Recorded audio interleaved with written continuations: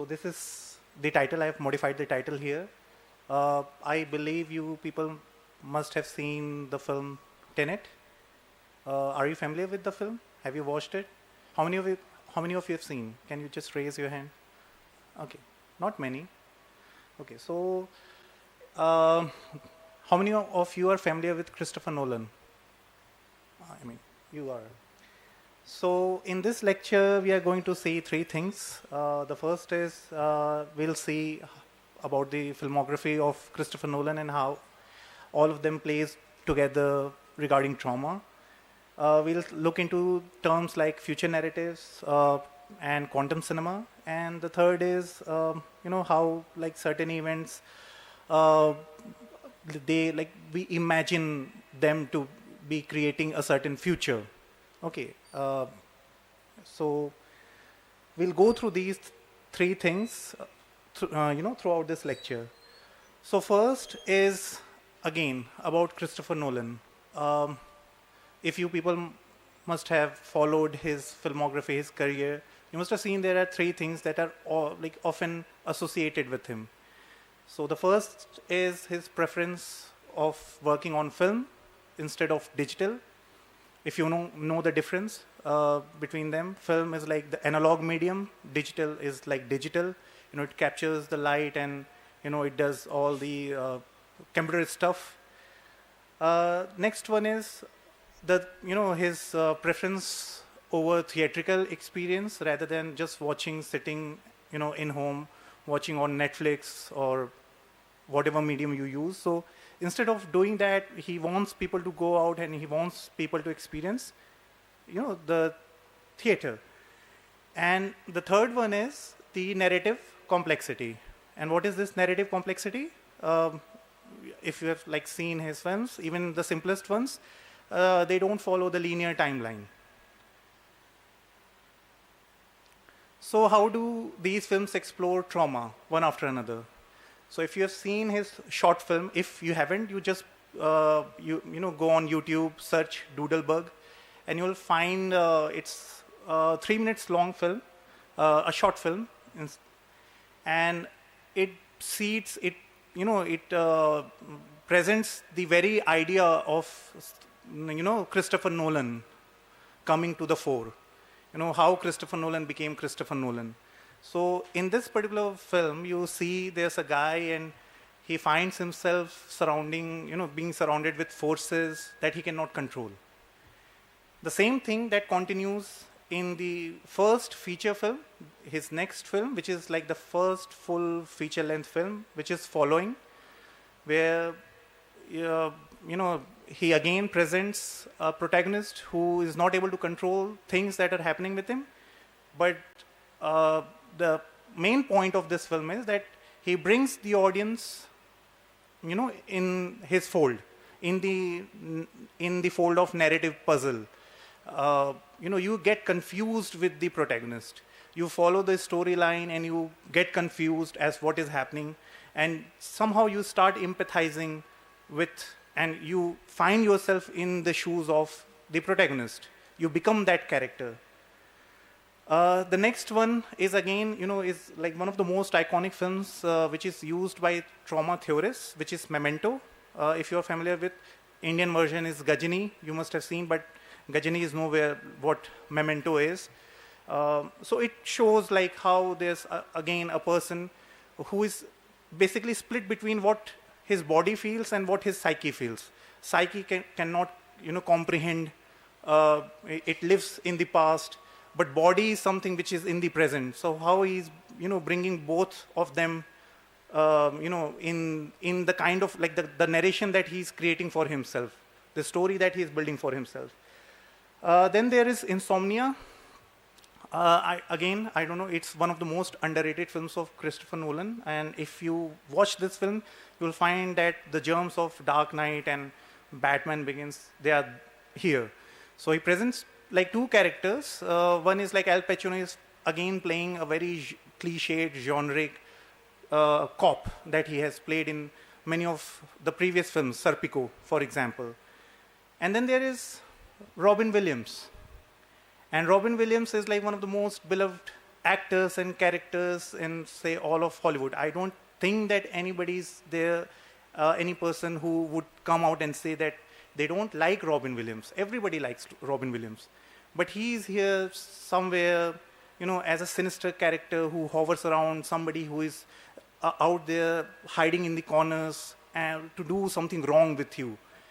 And when Pacino's character, when he finds out that, okay, he like there's this kind of a person is there, there goes this tussle between them, between the right and wrong, and Pacino again finds himself in the shoes of Robin Williams' character. And he's basically just the opposite of what we see in Inception in the form of Cobb, played by DiCaprio. He's anti-Cobb, and he's anti in the sense that he cannot sleep. In Inception, we never know whether the person is sleeping or he's awake, but in this particular film, he cannot sleep. So what happens with him? It creates a kind of a epistemological void for him. He struggles with the knowledge that he's gaining. He starts hallucinating things, and he doesn't know if whatever he's experiencing is right or wrong. The choices that he's making is right or wrong. Again, another film of Nolan, which is The Prestige. There isn't an external manifestation of trauma in the film, but you see both the characters, like there's a tussle going on between, I'm forgetting the name of the characters that the actors play, Robert Redford and something else, played by Christian Bale and who's the other actor? Hugh Jackman. Okay. So these two actors, they go toe to toe with each other. Both of them are magicians. But you see the internal frustration of both the characters and the psychological trauma that they are facing. Next is, again, Inception. I mean, should I say something more about this film? I mean, this is like one of the most iconic films. Still, people are troubled by the knowledge, what actually happened in the end. And it is traumatic for the audience as well, But what he did with this particular character, who is actually, loved by all, revered in that sense, which is Bruce Wayne. I'm not saying Batman, I'm saying Bruce Wayne. Bruce Wayne, again, he's a character who finds that, okay, something very bad happened with him during his childhood, and he wants to take the revenge, but then somehow his path turns, and from taking revenge, he moves towards avenging the wrong that happened with his mom and dad. And if you if you just follow Batman's chronology, not only in just this film, but overall, you see that during 60s, in the very pop, iconic, very humorous, comical character that Batman became, he dresses himself like a child. He cannot leave his childhood. So somewhere he's stuck in that zone where he wishes to find out, where he wishes to leave, lead a normal life, leave a legacy for himself that he can be proud of. But, he doesn't know what to do because he lost, again, the name of the father. He lost that, and he doesn't know the idea how to correct things that are happening around him. So you see that struggle, and Nolan basically took that vibe. He removed everything that was comical about him, and he presented him as a character who is, again, more like Hamlet in that sense. Then again, one of my most go-to films is Interstellar. Everybody loves Interstellar. If people hate it, I mean, I can understand, but this film is, again, more of a Kubrick's version, like the answer to Kubrick, as what else could have happened if Kubrick were to have today's technology, what kind of movie he might have made. So, but Interstellar is very different from what we are going to talk about from the film Tenet. Everything happens in this film in the future. Okay. And there's a thing with Nolan that he presents a story and there's an arc which exists outside that story. So you see in the film, there's a climate catastrophe is going on. Within that catastrophe, there is no way that humans can survive on this planet. Again comes the existential question. Again comes the Kubrick's question: are we meant to die here, or much like Nietzschean superhero, super human being, Nietzschean Superman, should we escape this planet? So these questions are dealt in Interstellar, where Nolan basically believes that yes, we are meant for far more things. In Elon Musk's kind of idea that we are meant to leave this planet. Then there is Dunkirk. How many of you have seen Dunkirk? Again, it's a very, I would say, less popular, but one of the most exciting Nolan's films. Watch these films. It's very different from any of the war films that you might have seen. Usually what happens in the war films, you find gore, you find violence, you find a lot of bloodshed, but all those things are missing here. This film is a clean mess. It's a clean mess. So it shows you how unnatural war is.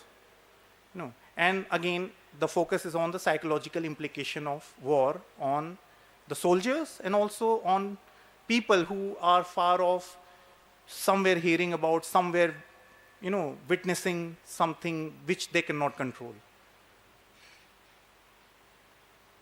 So one of the critics, he writes on Nolan, Stuart Joy, that you can read the quote here, that trauma haunts the cinema of Christopher Nolan. His films strive to articulate and understand the complexities of trauma. His recurring interest in aligning us with the character who have been traumatized and his repeated return to stories that involve loss thematically anchors each of his films in the experience of trauma. But beyond this, trauma is also explored through our own relationship to his films, which frequently feature complex timelines that demand and even reward multiple viewings. These intricate narrative puzzles encourages us to return to them in such a way that emulates the cognitive shifts of traumatic memory. Just as though those who have undergone a traumatic experience must remember the past in the hope of moving forward, we too must recall our experience if we are to understand what we have seen. Now, I read somewhere, it was not about Nolan, I read, I was reading one of Roger Ebert's film review, and he said that a film reviewer is much like, a person who just goes out, like he relies so much on their memory. The person, like if you become a critic, a reviewer, you need to rely so much on your memory as what you have experienced, maybe inside a theater, or if you're reading something. So you juggle with your, with your notes. You make some notes, you edit it, you leave some certain things out, you revisit it. So what a reviewer does, what a critic does, is something that Nolan makes all of us do, even like the simpleton audience, who have nothing to do with reviewing the film. But once they are there inside the theater and the way the narrative puzzles start to unfold, everybody is getting traumatized, I would say. Everybody is traumatized. And Tenet is a wonderful example of such a film. Why so? Because it came during if you remember, during the COVID period. Okay, so it got postponed for some time. It got released I believe when the first wave was still going on, it was diminishing. So it got released during that time. And if you've seen the film, if you've watched the film begins with this particular logo of Warner Brothers. Unlike any other, like there are darker tones to Warner Brothers. Like if you see Harry Potter's last films of the series, or maybe Batman's films, Zack Snyder's films, you'll see the darker tone there. But this one started with this bloodish reddish logo. Why so? Maybe they were trying to, bring audience, to the fold as to what is happening outside is also happening inside. Much like what Ben Jonson used to do. If you've read The Alchemist, what is happening in the theater, on the stage, is also happening outside. The plague is here, the plague is out there. So similarly, Nolan also did the same thing. The film started, the logo is there, and once you realize, like you see a certain symbolic manifestation, this red logo, it shows you that whatever you are going to watch in that film is going to make you uncomfortable, much the same as you are feeling in the outside world. Now the thing is, again, unlike Interstellar, which presents a dystopian future, Tenet is set in the present, where the future is trying to communicate with the present because it is facing an environmental catastrophe. What does it mean? It presents the future in the present. Unlike Interstellar, unlike any of the futuristic films, which are set somewhere in the future, this film is set in the present. It is happening now. So how can a film that is set, that is located in the present, talk about future?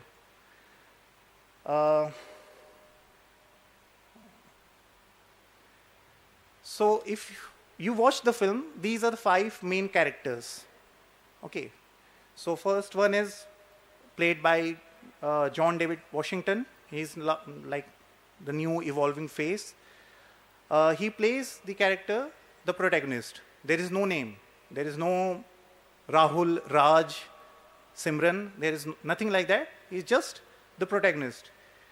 Another one is played by Robert Pattinson, who is Neil. Somewhere if you watch the film, he emulates Nolan himself. Nolan is present in all of his films in one way or the other. Okay. The villain is played by Kenneth Branagh, which is, he plays a character, Andre Setter. Another one is Kate, who plays the wife of Andre Setter. This character is played by Elizabeth Debicki. And the last one is Priya, which has been played by Dimple Kapadia. Now, what's the story? This particular protagonist dies at the very beginning. So if a character is dead, how is he alive in the rest of the film?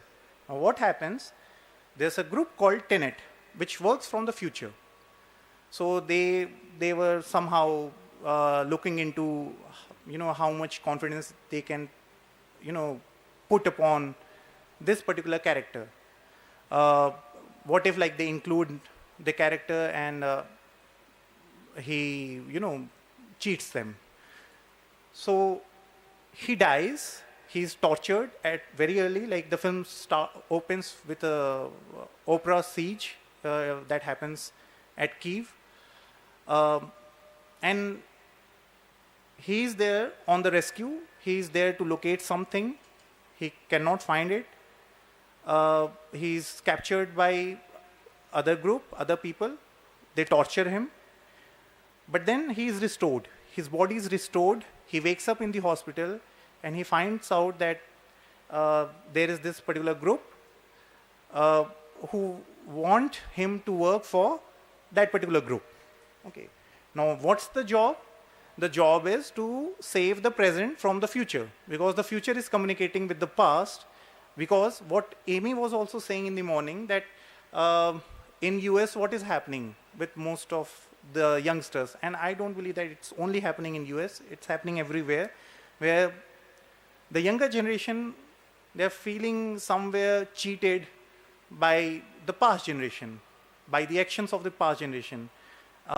We are in so much debt, we are facing, the climate issue, environmental issues that are surrounding us, the wrong choices that our forefathers made.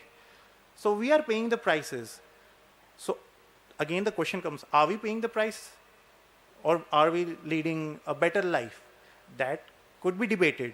But younger generation, somewhere they don't feel comfortable enough with the decisions that they saw or they see that the older generation is making for them.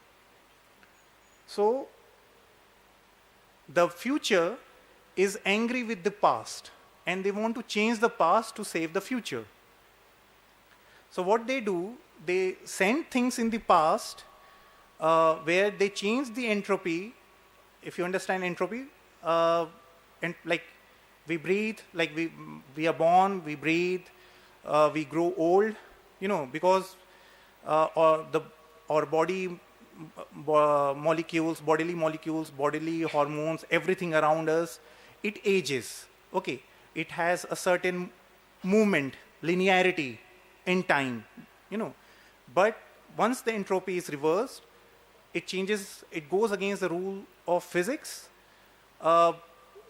Instead of growing old, you will be growing younger. Instead, like cause or effect. Okay, so instead of like something happens, so the effect comes. But instead of happening that, effect will come and then come the cause. So there are certain substances found where,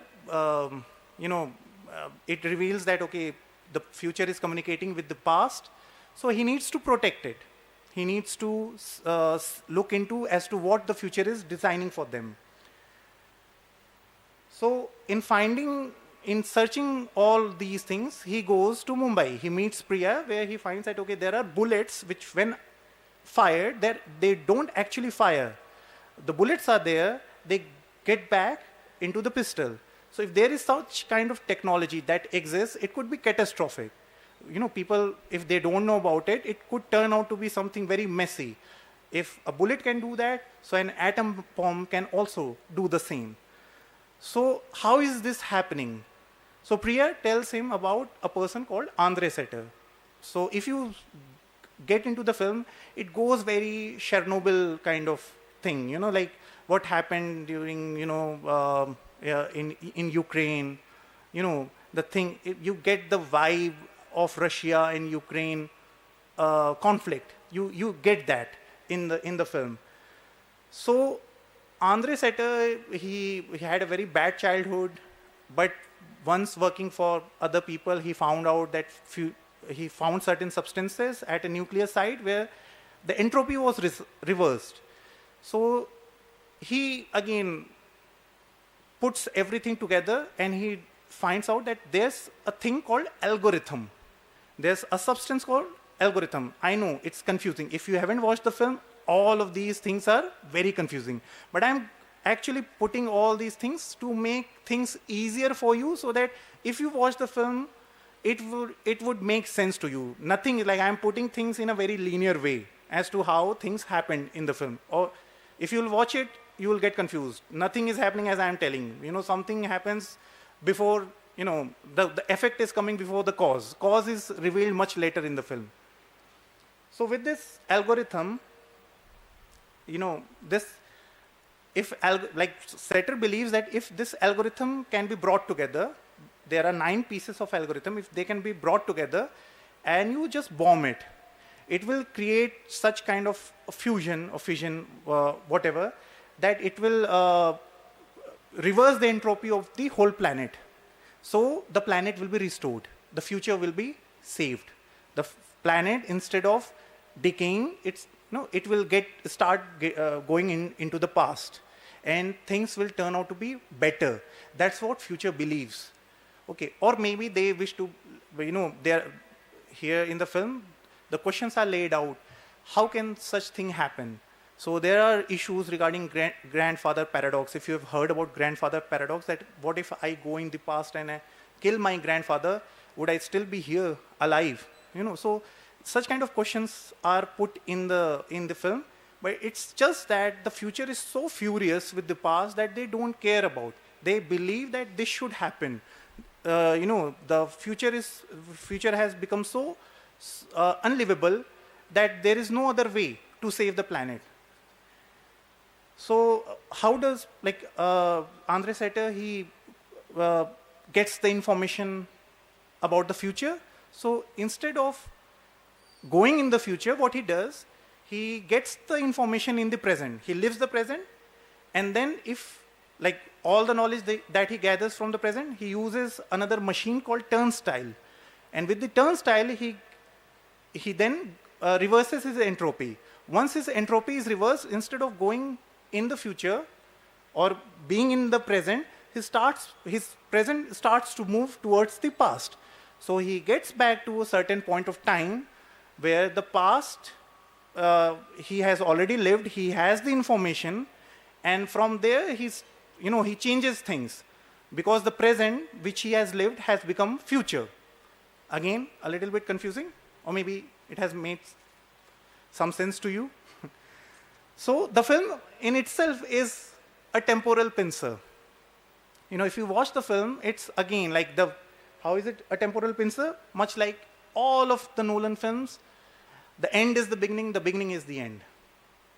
The film begins with key operation and it ends somewhere at Stalsky 12, maybe it might be somewhere in Ukraine or Russia or somewhere, some place like that. So both of them are happening simultaneously. The end is happening when the beginning is going on. Okay. Now, what the film does, it follows this plot of predestination. Like when you read a novel, you know that the way things are going to happen will happen. The novelist has already decided something for you. So in the film also, the same kind of thing is happening. You are following a path where things have already been decided, maybe by Nolan. Nolan is that force outside the film, or maybe there is something else that controls that we cannot change.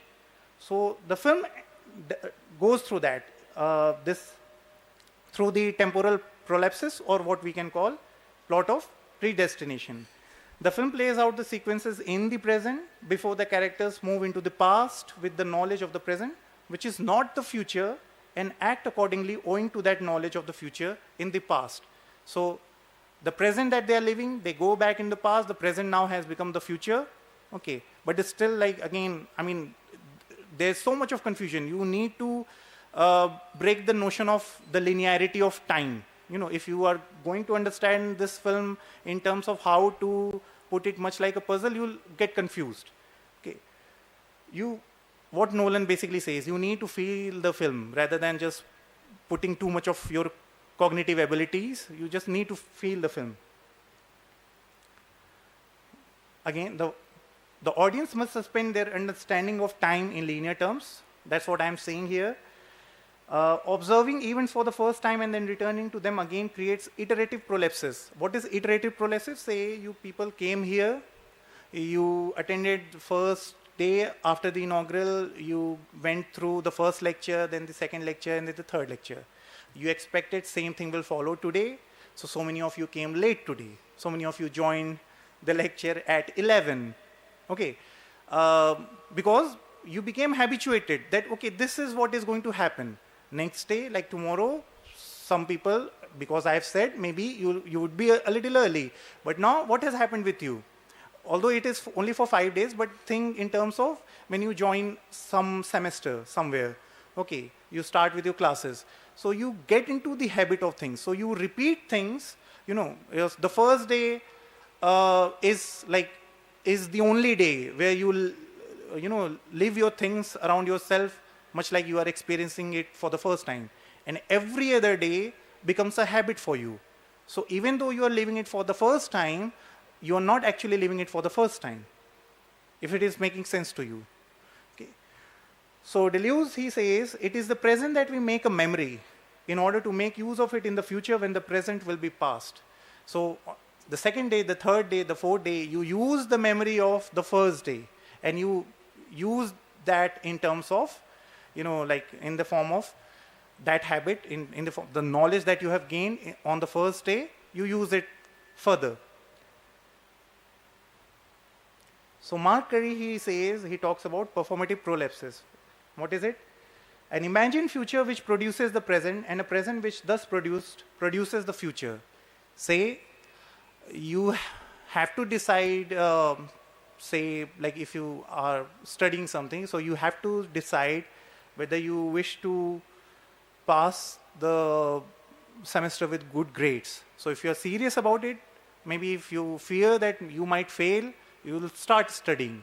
If you won't do anything. So you have to imagine something that if I don't do this, this will happen. So the anticipation of a certain kind of future makes up the present.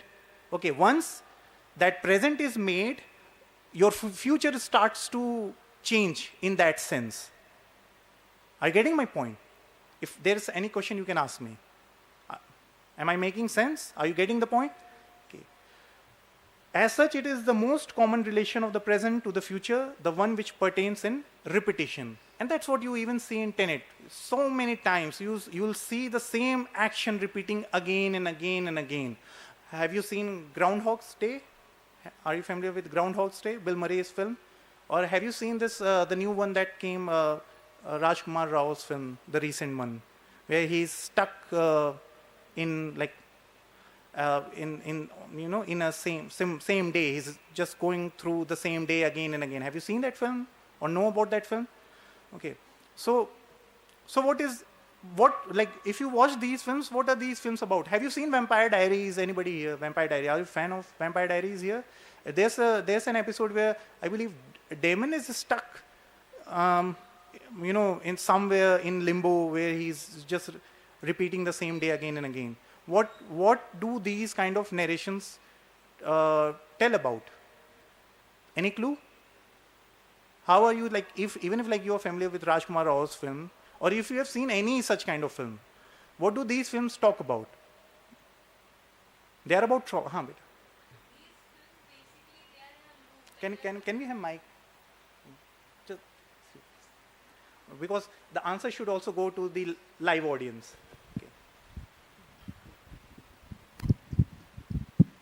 Okay, so basically these movies are about, like, they are in a loop. They do the same actions, they are in a loop. And sometimes the loop breaks when they do something new. But then they also kind of get stuck in that new things because then it's still not changing. They have to figure out how they can get out of this loop. And that's what basically the movie of Rajkumar Rao's movie, yeah. And the episode where Damon was stuck, he had to figure out how he can get out of that loop. Very true. Much like when you are stuck in a semester doing a course, you wish to get out of that course. You repeat the same thing again and again for 2 years or say for 3 years, and then you wish, when will it end? Isn't it? Yes or no? So Tenet emphasizes on future narratives rather than merely futuristic memories. So such kind of narrations, as she also truly mentioned, that you try to go through, repeat the same things again and again, and somewhere you are in a loop, you don't know the answer, and you put things in a different way. Maybe this will work now, or maybe that will work now. Now this is what we call future narrative. Future narrative works in node, N-O-D-E. It works in nodes. Nodes which bifurcates into something else. Once it bifurcates into something else, if you don't like that path, you can bifurcate it again. And it will go on and on and on, much like the term that we use these days, multiverse. You know the term multiverse? Marvel has made this thing famous. If you are into reading comics, you might have been familiar with this term way back.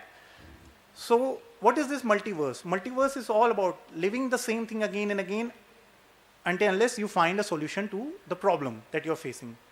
So instead of focusing on the future memory, like there nowhere in the film future is shown. You're always in the present in this film. What you are depicted with is future narrative, and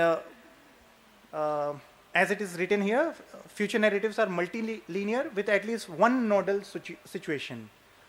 The example that Dr. Shipra gave yesterday, like one of the examples she used was of Run Lola Run in the inaugural. So Run Lola Run, if you're familiar with this film, what happens in the film? Like there's a girl, the film goes for, like the story goes for 20 minutes. but the same story is repeated again and again 3 times. So there's the girl, something happens with her, she wants to find some another path, another kind of solution. She goes with that, she doesn't like it, and then she goes to another path. So such kind of films are about trauma. When a person is in trauma, the person, like you go through in your head, if you suffer through any trauma, like even a bodily injury, if something happens with you, you are going and you didn't see a banana peel and, and somehow like you put your leg and now you have fractured. So you repeat in your head, what if, like I was looking around, I was getting a bit more careful. What if I was not on my phone? What if I would have taken another path? What if I was just 1 minute late? So you played those scenarios in your head. So same thing happens with Rajkumar Rao in his new film. Same thing happens. Sorry? Bhul Chuk Maaf. Okay, thank you. So Bhul Chuk Maaf is the name, right? Okay, so that happens in that film. Groundhog Day, Bill Murray's, he is also stuck in the similar loop. Damon is stuck in that loop. So they keep on finding the solution. Maybe they are imagining. Maybe everything is going in their head. So once they find the real solution to the problem, like in the film, the Rajkumar Rao's one, he actually cheated his way to a job. So that is lingering on him. Like it is getting very heavy on his conscience as how can I take someone else's job? So he goes out through that loop of how can I correct this thing? So he doesn't want to give up, he wants to justify his action, but then somewhere like he realizes that no, there is no justification to what he did. Once he does that, he's out of that loop. Same thing happens like in other ones, like in Damon. Damon also did something like he was already very horrible character, a good-looking guy, but a horrible character. But he keeps on repeating the same thing again and again. But when he does the right thing, he's out of that loop. So such films are about those things. So this question is for you. Already I've given many examples, but can you think of a novel? Forget about film. Can you think of a novel? Have you read any such novel where you find characters repeating the same thing again and again? Kafka. Kafka is there, yes. And anybody else? Anybody contemporary, maybe? Huh? Sorry, Mike, can you? And also maybe a little bit of premise. I think we can put the movie of Fight Club under the trauma movie. Fight Club that talking about double personality and repeat things more than one times. The actor of this movie of Fight Club, Brad Pitt. So he talking about double personality, and he talking about the trauma, the present and the future. So the event repeat more than one time. Yeah, I mean, if you wish to put Fight Club in that sense, although there's split personality is there, but the person is also like living the same story again and again. He wishes to prove himself. It's not a futuristic narrative per se, but I get your point. I mean, it does the job. The character lives the same thing, again and again. Any novel, maybe any novel that you people might have read? So this is your, you can say, homework. You need to Google, you need to find out something like this. Maybe I'll ask a question tomorrow for the assessment. You can maybe prepare something like this. So what is quantum cinema then? So we'll see. Now this film comes as a reconciliation of an artist who acknowledges the decay of the art he so dearly loves and attempts to come to terms with it. Now Nolan, as I initially mentioned, there's an affection in him that goes for the medium of film. And somewhere he wishes to preserve it. He also came to India many years back, I believe in 2013, where in Mumbai he restored a Kodak camera, like in a theater. He restored a Kodak camera so that people can watch film in a codec projector. So he did that in 2013, and even before that, there are artists like Scorsese, there are Tarantino, Nolan, and even so many others who wish to preserve the medium of film, which is slowly dying. And Nolan is also coming in terms like so far he tried so hard, he is working on IMAX, he's asking others, like there are directors like Denis Villeneuve, the recent one that came, Sinners, I'm forgetting the name of the director, George Peele or something, I'm forgetting the name. Okay, so he's working with other directors as well, so that the medium of film could be preserved. But there is also an acknowledgement that it will die. Not now, but eventually it will die. So this algorithm is what? If you watch the film, in the end, when all the parts are assembled together, it looks like a movie camera. Okay, it looks like a movie camera. And that's what happens when you watch a film. Have you seen a film on VCR? Anybody here? Like all the youngsters who are sitting here, have you ever experienced a film being watched on VCR? Parents' wedding video, yeah, right? So when you reverse it, what happens? You see everything getting backwards. It looks comical, isn't it? It looks comical. But that's what happens even in the film. When protagonist goes for the first time through temporal pincer and he experiences the surroundings, the entropy it's changed. Everything is moving backwards, as if slowly a VCR is being, or a projector, like a film in projector is running backwards. Everything is running backwards. So the algorithm contains 9 layers that are inferred to be indicative of color negative films, 9 layers. So I've written down all those 9 layers here. Now this uncanniness that cinema produces can be called Earth. Now if you see this Earth, it is with double A. This term is given by, it has been given by Bill McGibbon. Okay, if you just Google it, you'll find who has given this term. Bill McGibbon, he used this term for the first time. Now what is this Earth?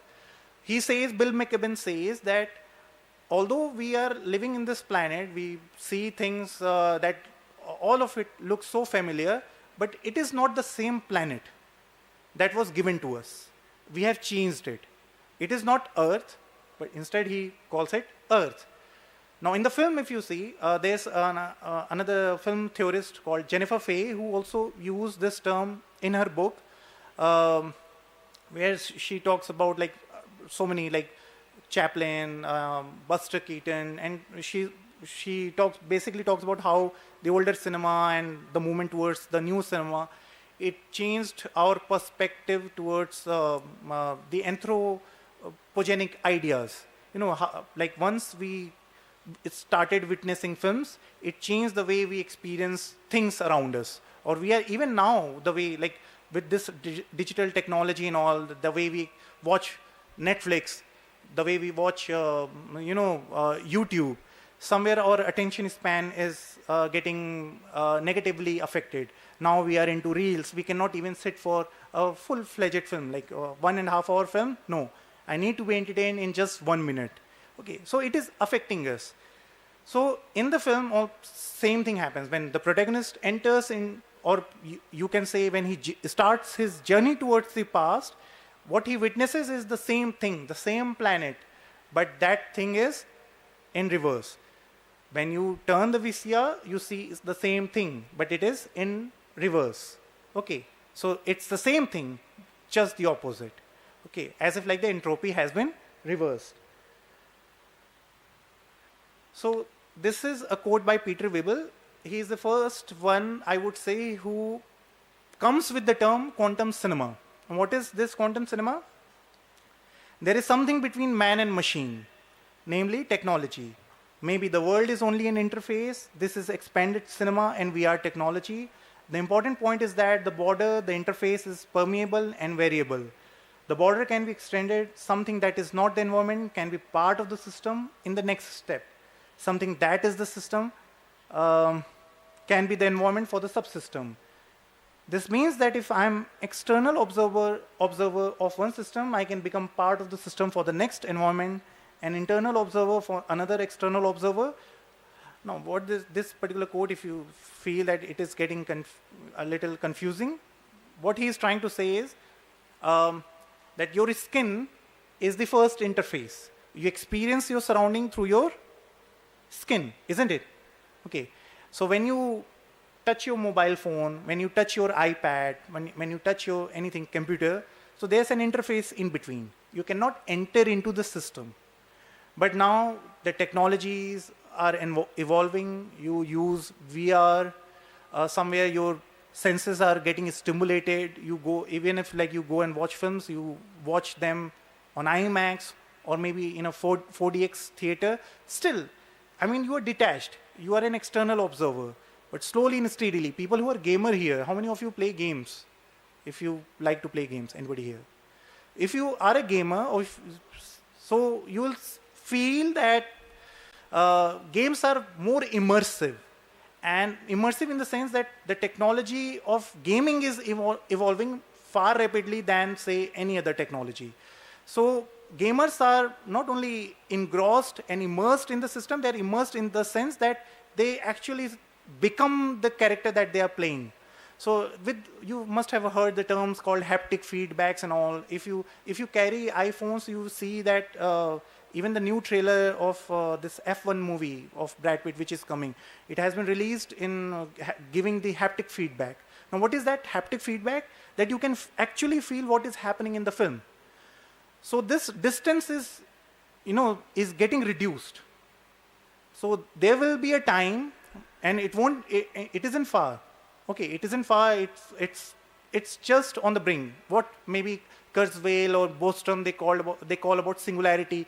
In terms of artificial intelligence, this thing also comes in terms of how humans are going to be merged with technology. So once you are part of that technology, so you will be in the system and outside the system. Gamers are outside the system, but they're also inside the system. So they can have the objective experience and also the subjective experience, what the particular character, what the particular avatar is feeling inside the system. You can objectively verify it from outside, but you, as a part of it, I mean, you are just dissected. Okay. So you don't need to get confused, like what all this is about.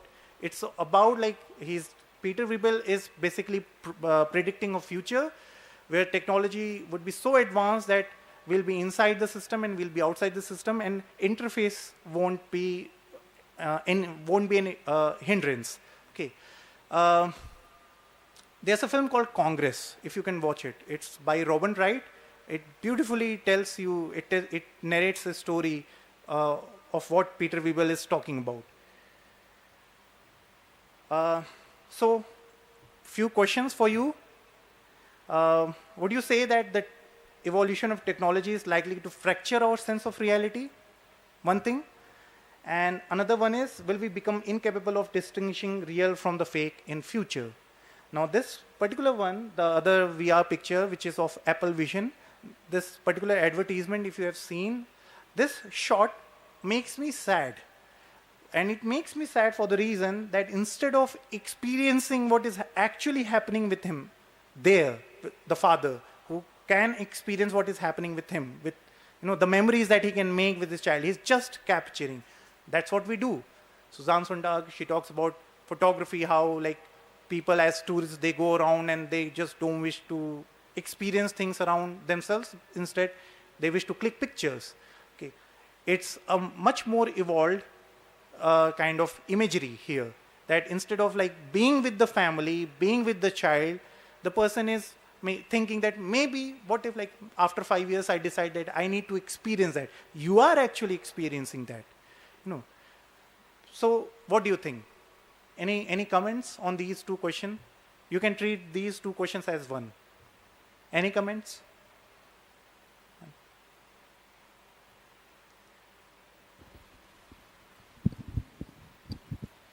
Okay, for the second question, where will we be able to distinguish real from the fake future? it's already started. Like the whole cake, is it cake or not? Like with how everything is so realistic, you cannot distinguish between anything right now. There we have digital AI, we have AI fakes, we have morphing. So it's very hard to distinguish of what is real, what is not, unless you can actually touch it or you can feel something about it.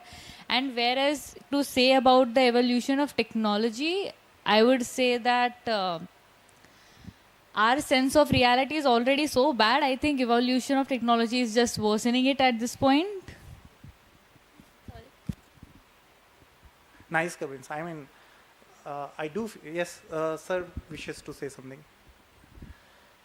I mean, good observations. I believe that yes. I mean, if you read Shakespeare, Shakespeare's sense of reality is already so fractured. It was 400 years back, and now it's getting worse. Yes, sir. Yeah. Very insightful talk. Just in continuation of the observation made by the participant, I gather that what she is saying is that technological advancement has reached such a speed that we would not be able to make pace with that, and so that will affect our sense of perception. I will refer to one small piece of article appeared in today's newspaper, the use of chat GPT. This is something that is happening quite at greater scale at academia among students and others. So there is a study that has come up on the effect of using chat GPT for our daily use. And the research shows that it has a negative impact on our ability to reason. So it has dumbed down. So I don't know whether it is connected or whether that can be extended to this, that more technology, is it probably going to affect our ability to reason, ability to perceive negatively? I don't know, but maybe there could be that effect on our ability. So on the other hand, we would be more and more dependent on machine, and we will lose our own then agency in that process. Thank you.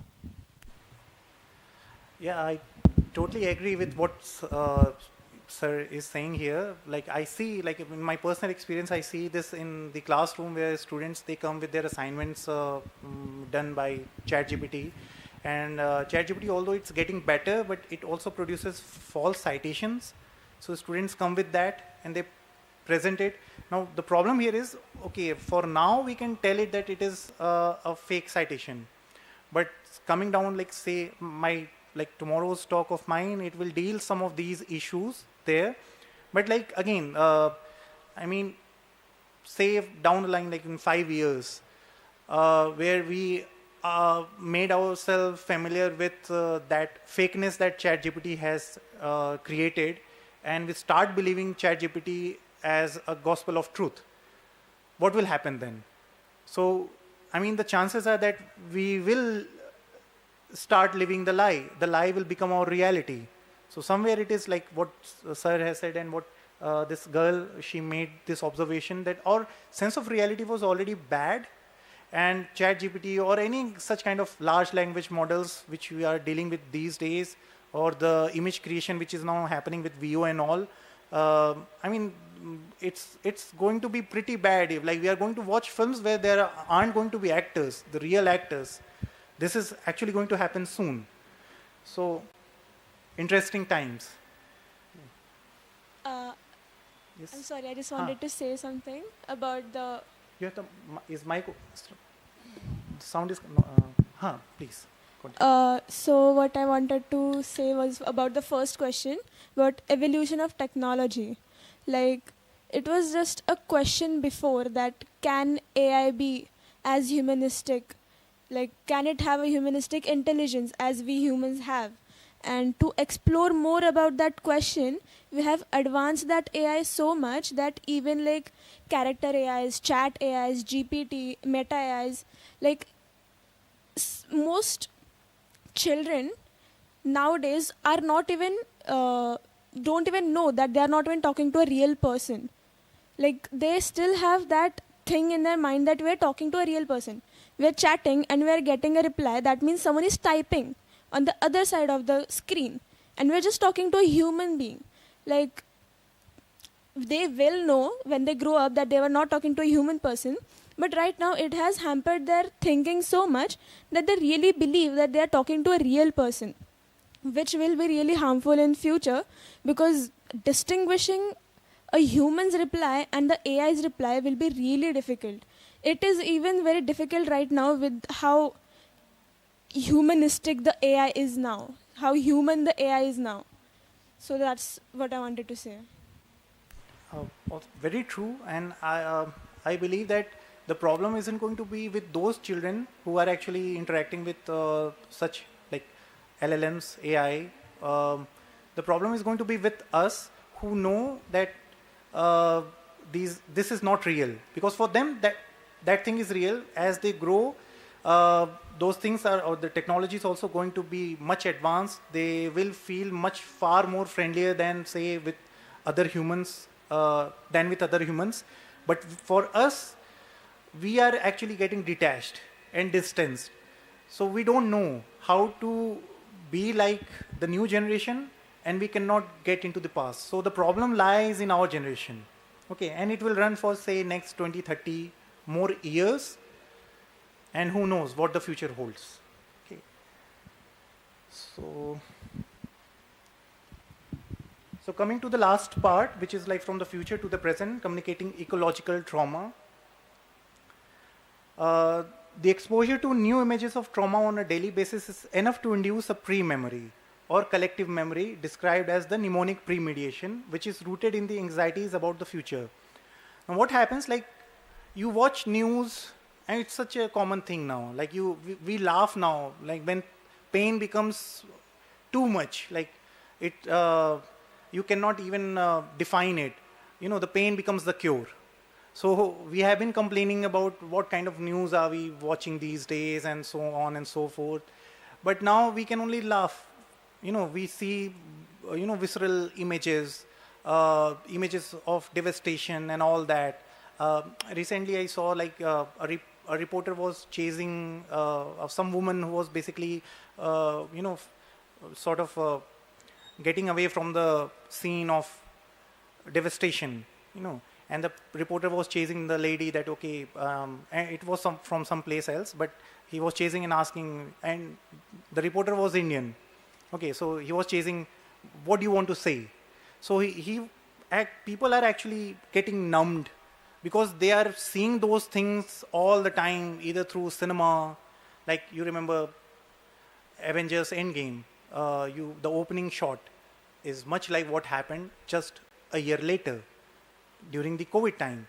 So the opening shot shows that the nature is healing itself. People are gloomy, they are devastated, they are in trauma, but nature is healing itself. So when COVID happened, the same kind of imagery we saw. If you remember, during the first wave, people started watching from Delhi, they were looking towards Himalaya, they were seeing the hills, they could actually see it. The birds came back, so it was a beautiful time, but it was also a sad time, So the life now feels like a film, because we have already seen so much happening in the form of imagery that maybe nothing surprises us. Even if, like, say, tomorrow alien come, like they invade Earth, we would say that, okay, we were actually waiting for you. Where were you? We have seen so many things happening on film. So Carolyn Hickman, she says, like she's one of the leading trauma theorists, she says people also talk about feeling depression, despair, frustration, anger, blame, and horror at the injustice of environmental destruction, guilt and shame, helplessness and powerlessness. Understanding in the face of such powerful and conflicting feelings, defenses can be easily triggered, leading people to then feel numb or dissociate. Moments of denial, disavowal, and disbelief can occur and then reoccur. So with younger generation, again, this problem happens a lot, where when they see things happening around them and they cannot do anything about it, there are two options. Either you become numb, about everything, or you just get yourself filled with shame and guilt, and that you cannot do anything, you cannot perform the duties that you need to do for yourself, for your family, to safeguard your society, to your tribe, to your people. You cannot just do that. So another quick question, and this one is again for your assignment also for tomorrow. We'll do at the end part. Maybe if you wish to write something today, you can do that. You can bring this assignment tomorrow. Do large brands or corporations take advantage of our eco-anxiety or concern to benefit the environment? Fine. You can click a picture. This is for the assignment part.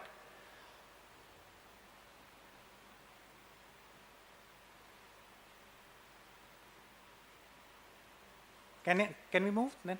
Done? Okay. So the film looks at the visceral image of a future, as Mark Bold puts it in the book, The Anthropocene Unconscious, of envisioning a world haunted not just by the dead, but the specter of death. The people are not dying. You're just anticipating that one day they'll be dead. Something like this will happen. The tragedy will befall. So you are already seeing as people as walking dead, as zombies. So Kathy Caruth describes trauma as overwhelming experience of a sudden or catastrophic events in which the response to the event occurs in the often delayed and uncontrolled repetitive occurrence of hallucinations and other intrusive phenomena, something which is very much related to all of Nolan's films. Something has happened with, say, Dom Cobb in Inception, and he keeps on repeating the same thing again and again through dreams. Maybe he can correct it. Something happened with Leonard Shelby in Memento, and he keeps on repeating the same thing again and again to find the answer, to find the killer of the supposed wife. Okay. Even in Tenet also, the protagonist dies at the very beginning. Maybe, who knows, he's in the hospital, he has not recuperated, he's still injured, and he's imagining all those things happening in the film. You never get the complete answer. And the audience is actually witnessing the trauma of something that has happened in the film. Maybe it is the trauma of Christopher Nolan. So Kathy Caruth again says, the sense that the survivor doesn't simply bring back a mastered knowledge of death, because death is the ultimate answer. But the person has not mastered that knowledge. So to master that knowledge, the person goes back again and again to that event as to get the complete answer. The confrontation itself might have that anticipatory quality of not being fully assimilated or known, but projected into a future. So what happens? There comes a deference. There comes, everything gets postponed. You don't have the knowledge, complete knowledge now, but maybe sometime in the future you will have. So you keep on repeating the same thing again and again, as in habit formation, until you get the correct answer. Either you die or you get the exact answer that you wish to have. Maybe in life, maybe living. So in a book called, not in a book, in an article called Image and Trauma, written by Ruth Lees, she says trauma is understood as an experience that immerses the victim in the scene so profoundly that it precludes the kind of specular distance necessary for cognitive knowledge of what has happened. The mimetic theory explains the tendency of traumatized people to compulsively repeat their violent experiences in nightmares, or by repetitive forms of acting out, by comparing the traumatic repetition to hypnotic imitation. Now this particular scene, this happens 2 times in the film. So in the first time, both these, the protagonist and the other person who is in the mask, they are the same people, they are same person. So once something has happened with the protagonist, later on when it happens, he understands, he knows how things happen. So somewhere he wishes to control, he wants to control the action of the other himself, but he cannot. He goes on repeating, he knows, he has mastered the knowledge of what actually happened before. But even if he wishes to, or he wants to, or he asserts himself to try to change what actually happened in the past, he cannot. He finds himself incapable. Why so? You never know. Maybe it's the plot of predestination. Maybe things, as in the film, the Neil says, Robert Pattinson's characters say, that what has happened has happened. If something has happened, you cannot change it. All you can do is, even if like you have mastered the knowledge of the plot, like if you know the plot, you have read a novel, you cannot do anything about the plot. You have read Shakespeare multiple times, so you cannot bring back Hamlet alive in the end. You cannot do that. You can write another fiction. You can write a fan fiction. But that thing, you can create a multiverse. You can create a nod. But that thing there is done. It is done and dusted. You can play Hamlet in very different form, in different shade, but the destiny is set. Okay. Get the picture? Okay. So, Thomas Nail, he's like one of the most renowned scholars of our times. Like he's like the emerging philosopher. He says life is one of the most efficient maximizers of entropy on Earth, and humans have increased their entropic impact by further burning fossil fuel or producing nitrogen fertilizers, removing forests, and increasing net carbon dioxide levels in the atmosphere.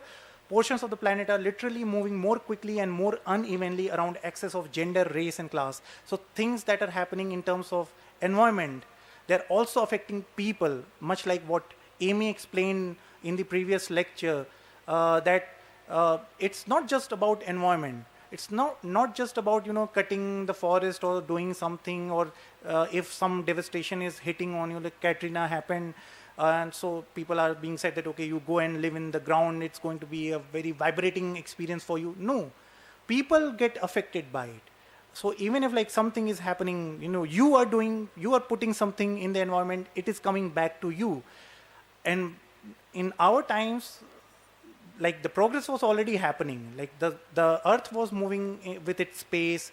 This term, like Gaia, you must be familiar with the term Gaia. This, like, people were discussing about the murdering mother in the previous lecture. So this image of Gaia, which we talk about now as a nurturing mother, in Greek literature, Gaia has been represented as something very bloody, something that wants blood. Bruno Latour has talked about it. So we dissociated ourselves in the modern times. We took that image away and we presented Gaia as something very nurturing. But Gaia is not. Everything out there. Thomas Hardy, if you read Thomas Hardy is like, he sees nature, fully bloodied, full of tooth and claws, coming after you. So nature is not forgiving. Nature is out there to have you. But things were happening steadily, slowly. Nature was evolving itself. Humans were evolving with nature. But now, as we have started to manipulate, doing some kind of engineering with the environment, everything has accelerated. That's what Thomas Nail is talking about. That we have disturbed the environment so much that it has started to disturb us back in so many different forms, and forms of gender, race, and class. So with this, I would like to conclude that you watch this film. This film basically talks about that what's happened has happened. So the thing that you can do is to act now, rather than waiting for tomorrow or for somebody else to make things correct for you. We need to act now. Geoengineering is not going to provide any solution. You need to make better choices for yourself. With this, I would like to end my lecture today. Any questions, any doubts? Or maybe we can do it during the tutorials tomorrow. Fine.